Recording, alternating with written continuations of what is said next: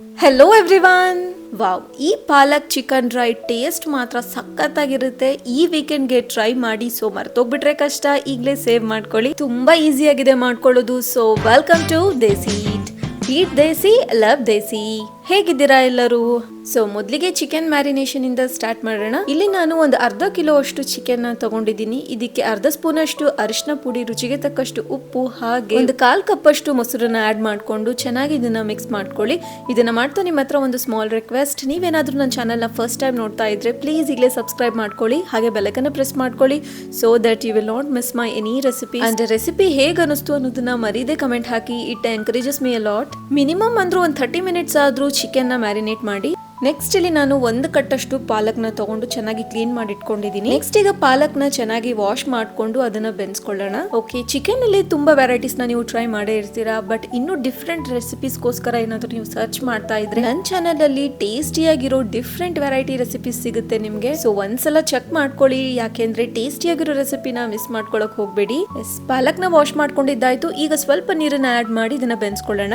Okay, ಪಾಲಕ್ ಬೆನಿಯಷ್ಟರಲ್ಲಿ ಇನ್ನೊಂದು ಪ್ಯಾನ್ಗೆ ಒಂದು 1/4 ಕಪ್ ಅಷ್ಟು ಎಣ್ಣೆ ಹಾಕೊಳ್ಳಿ.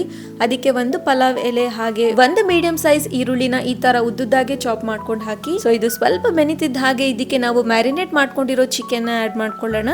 ಸೊ ಒಂದು ಒಳ್ಳೆ ಮಿಕ್ಸ್ ನ ಕೊಟ್ಟು ಲಿಡ್ ನ ಹಾಕಿ 1-2 ನಿಮಿಷ ಲೋ ಫ್ಲೇಮ್ ಅಲ್ಲೇ ಬಿಡಿ.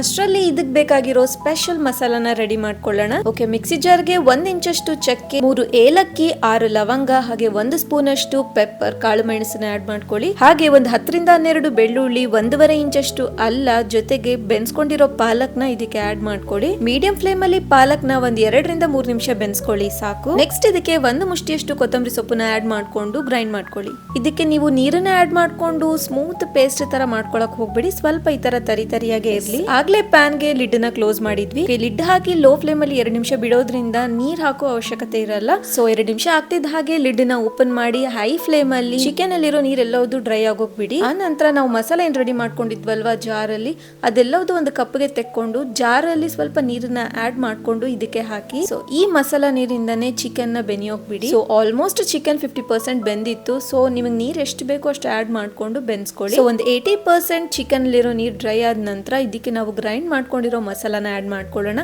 ಇದನ್ನ ಯಾವಾಗ್ಲೂ ನೀವು ಲಾಸ್ಟ್ ಗೆ ಆಡ್ ಮಾಡ್ಕೊಳ್ಳಿ. ಸೊ ಫ್ಲೇವರ್ ತುಂಬಾನೇ ಚೆನ್ನಾಗಿ ಬರುತ್ತೆ. ಮಸಾಲಾನ ಹಾಕಿ ಚೆನ್ನಾಗಿ ಇದನ್ನ ಮಿಕ್ಸ್ ಮಾಡ್ಕೊಳ್ಳಿ.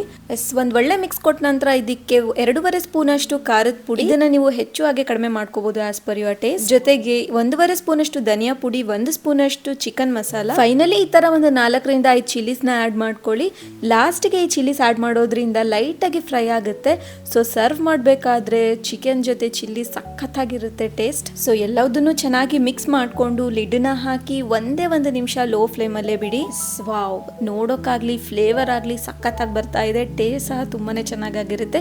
ಫೈನಲ್ ಆಗಿ ಇದಕ್ಕೆ ಸ್ವಲ್ಪ ಫ್ರೆಶ್ ಕೊತ್ತಂಬರಿ ಸೊಪ್ಪನ್ನ ಹಾಕಿ ಸರ್ವ್ ಮಾಡಿ. ಅಂಡ್ ಇದನ್ನ ನೀವು ಬಗಾರ ರೈಸ್ ಜೊತೆ ಸರ್ವ್ ಮಾಡಿ, ಸಖತ್ತಾಗಿರುತ್ತೆ. ಅಂಡ್ ಆಲ್ಸೋ ವೈಟ್ ರೈಸ್ ಸಹ ತುಂಬಾನೇ ಚೆನ್ನಾಗಿರುತ್ತೆ. ಅಂಡ್ ನಿಮಗೆ ಈ ಪಾಲಕ್ ಚಿಕನ್ ಡ್ರೈ ಯಾವ್ದಕ್ಕೆ ಬೆಸ್ಟ್ ಕಾಂಬಿನೇಷನ್ ಆಗುತ್ತೆ ಅಂತ ಗೊತ್ತಿದ್ರೆ ಮರಿದೆ ಕಮೆಂಟ್ ಹಾಕಿ. ಓಕೆ, ಫೈನಲಿ ಈ ಚಿಕನ್ ರೆಸಿಪಿ ನಿಮ್ಗೆ ಇಷ್ಟ ಆಗಿದ್ರೆ ಮರಿದೆ please like, share, comment and subscribe.